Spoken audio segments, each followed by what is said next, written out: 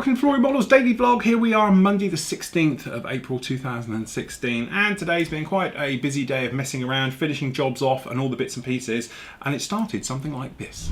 Okay, so welcome to Monday morning. Here we are. I've been doing a little bit of photo work, to be honest. We've been doing the video preview of this guy spinning around, as you can see him here.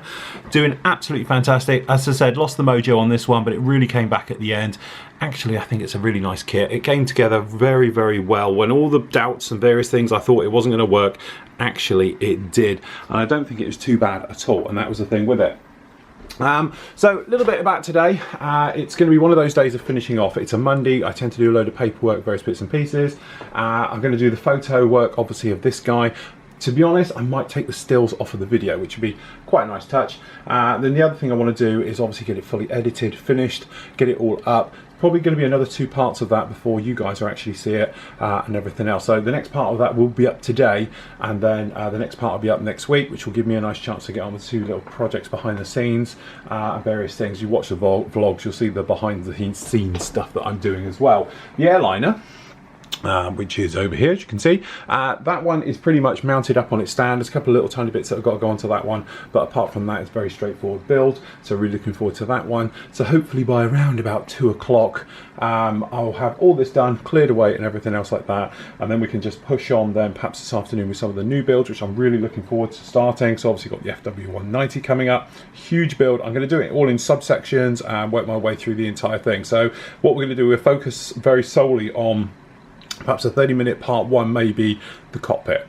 Okay, so it'll purely be on that aftermarket cockpit for it. Part 2 might be the engine, part 3 the weapons base, things like that, and then obviously part 4 will be putting it together. So I'm trying to make it more structural, if you like. So if you wanted to do, you just wanted to know about engines, it's almost a standalone part, and then we're going to do like one part will be assemblies, and then one part will be priming, rescribing, all those different areas. So everything has its own place. Okay, and that is the way I intend to work the builds from now on and work our way through. The other one, of course, I want to do is the Osprey, so I want to really push on with that one, and then hopefully that'll be very straightforward. It's 1/72 straight out of the box, but I tend to do something a bit special with the weathering and various things. As you know, that's how I like to do it. So big thank you for all the feedback we've been getting. As I said, some of you love these vlogs, some of you hate them and all the various bits and pieces, very much like Marmite. But what I'm hoping to do is show you a lot more, and this was the whole point of doing it this way. Personally, I enjoy doing them, and it doesn't take too long either. So bear with me with this week. Let's see how this works out, and if you still hate at the end of it, well, you know, tough, because it's going to stay, because I enjoy doing these. It gives me a lot more interaction with you guys and everything else like that. So there we go. Hopefully I'll be back with you a little bit later. Right, okay, so we need to replace the air intakes because they're completely the wrong shape. This upper turret, again, it's just, you look at it when it's fitted their way and you're thinking, that just doesn't look right, it's horrible. The instructions are we'll get there in a minute. Okay, one more. 3, 2, 1. Okay, and there we go. That is the end of the Halifax build. We've done the video for it. I've tried to do some panning shots on various things to give you great detail on this one. But as I say in the video, obviously you'll see the last part, you'll hear me waffle on for 10 minutes on how this kit is basically a kit of 3 halves. The kit itself is very nice, it's new tooled, it's great engineering and everything else like that. If you're building it straight out of the box, it's fine, but it has got flaws, and let's face it, they are quite big ones, as in the nacelle radiators are completely the wrong shape for the version that we're doing here. The instructions are terrible and have you build it completely the wrong direction. And as for this upper turret, which looks more like some type of early radar system, the way they would have it do it. So with playing around and tinkering, I think we've done the best we can with this particular kit without really ripping it completely apart and trying to scratch build details in and everything else like that. But generally, I have to say, that aside, it is a nice kit, and it is a Halifax at the end of the day. It's nice to have one that's recessed panel lines. Certain things with the kit worked an absolute dream, so I love the way that the nacelles all fitted with no filler whatsoever, and generally the wing fit and everything else like that went really, really well. You know, but as you say, the instructions, that was what drives me mad. But I'm hoping that Revell's new instructions, if it's in the new books, have the new CAD way of doing it, and hopefully it will be, you know, a modeller's way of building things instead of whatever they were trying to do, because quite frankly I'm not too sure what they were trying to do going through it. But I've finished all the editing for it, we've done all the film work and everything else. The panning and stuff, I need to edit that bit for the final reveal photos, but I must admit it's finally out of the way, which in somewhat I'm quite happy of. So now we can start on this guy. Now the thing is with this one, this is the Osprey 1/72 scale. Quite a few firsts on this. It's the first time we've done a 1/72 full video build. It's going to be completely out of the box, and it's the first time I've ever built an Osprey as well. I was going to do, if I'm honest, the Atari 148, but I'm thinking by the time it's been updated to this standard, it would be a little bit of a job too far. I'm going to build this one really quickly. To be honest, it's my group build entry. Not that I'm cutting corners or anything, but it's quite a straightforward job. It's quite small as well and dainty. So with this particular video, I'm going to be doing is a little bit of time-lapse work just to speed things up and certainly getting a rush on it. So I'm hoping to have this together in the next sort of 2-3 days tops and get it into a primer stage. And then what I'll do is probably give it a little bit of a break whilst we play catch up with the next big build, which is obviously the Fokker Wolf, which I intend to start midweek and work our way through. But generally it's a nice end to a Monday, if you like. I'm just about to shoot the vlog now, but generally it's gone really well, caught up with loads of bits and pieces, loads of bits of paperwork and everything else. So this week I can really solely focus on the modelling.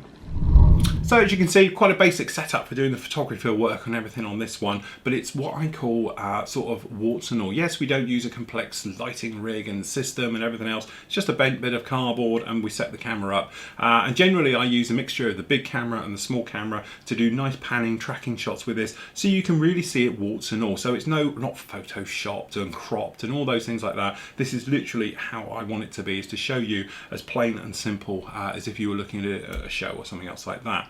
Part 10 is obviously up now. You can go off and see that one. That talks about the sanding of the wings, getting the actual clay wash off, because to be honest, when we did in the last part, I showed you about we're doing it with moist cloths and stuff. It took far too much off, so I needed to put it back in. And then we talk about obviously where you've done rescribing touch-ups, because you can, you notice the wash doesn't touch and things, putting those in and then re-washing afterwards, which is quite a nice technique to do, and it just makes everything line up. And if you've got any bad joins, you can hide them. We speak about that as well.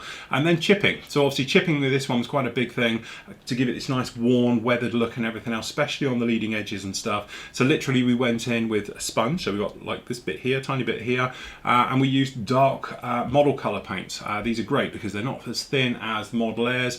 That means they're more like toothpaste, and they certainly dab around a lot longer, and you can do a lot of rescribing work and stuff with no problem with it at all. So literally it's just a case of dabbing it down the dark colour, then the light grey, and then we use steel just sparingly around just to give it the full on weathered effect. There's still loads of parts to come with this one, because obviously we need to talk about enamel washes and to make our way through everything else like that. And then certainly we needed to get in there to do, the oil effects by using odourless thinners and things like that to make it to blend and to give us this nice sort of streaked effect. You might be able to see on the back here, down the back of the wings from the engine. So it's got that sort of lead effect and everything else. I think there's going to be another 2 parts. So what I might do is actually put another part up on Wednesday or Thursday with this one. Okay, hopefully we're going to have the airliner finished as well. I've just got to put literally the pitot tubes and all the lumps and bumps on this one and the veins and things on this one, and that one will be finished as well. So there's one more part technically, the airliner, to come. 2 more parts I think of the Halifax still to come. So we're going to rattle those through as fast as possible. Next up for me is this guy, which we were just speaking about. We've got the Osprey. Now, as I said, lots of firsts for me. It's 1/72. We don't normally do 1/72, so it's nice to do it at a smaller scale. And then definitely to go in and do something like the Osprey, which we've obviously never done an Osprey before. Quite a modern look to it. Modern weathering techniques. We'll take a lot of the techniques we used from this build and we'll transfer them over to this. Things like with the rotors, streaking, oiling, and sort of, smudging and things onto greys and stuff like that. So it should be relatively a very fast build. So I'm hoping I can push through that one quite quick. And then obviously it'll be straight into paintwork. As soon as that's into primer, I'm going to start on the 109, and then the 109, as we know, is going to be a big super build. So I think I spoke about it this morning. It's going to be sections, so I'm going to do it in sort of subsections all the way through, and then once we're in a situation for sort of assembly, very reminiscent to the real aircraft, then we can sort of pull it all together and then get on with the painting, weathering, and going through the motions like that. So really this week should be an exciting time. I've also got some good kit reviews for you coming up later on in the week. Hopefully they'll be in tomorrow. If not, they should be in Wednesday, and we'll talk about those a little bit later on in the week. So that's it from me. Go off and watch part 10 now. This is on the actual site, and you can look about all that type of little weathering and chipping techniques and everything else. Don't forget, tomorrow is Q&A day, so put your questions in the forum for me and Steve. We'll be recording it probably tomorrow afternoon. Okay, probably around about 2ish we tend to do. So make sure you get your questions up nice and early. We'll get through them all as we can and give you the best advice and guidance or whatever else we can do for you in that particular section. Remember, it's a separate section now. There's no longer like the Ask Phil and pop it in there, because that just went on for miles. We're trying to archive it. So once that section's done, it'll go into archive. So it'll be a weekly thing now instead of an ongoing thread. Okay, so get your questions in there, get them in there nice and early to guarantee that we'll answer them on tomorrow's live show. So that's it from me. Happy modelling, take care, and I'll catch you all tomorrow.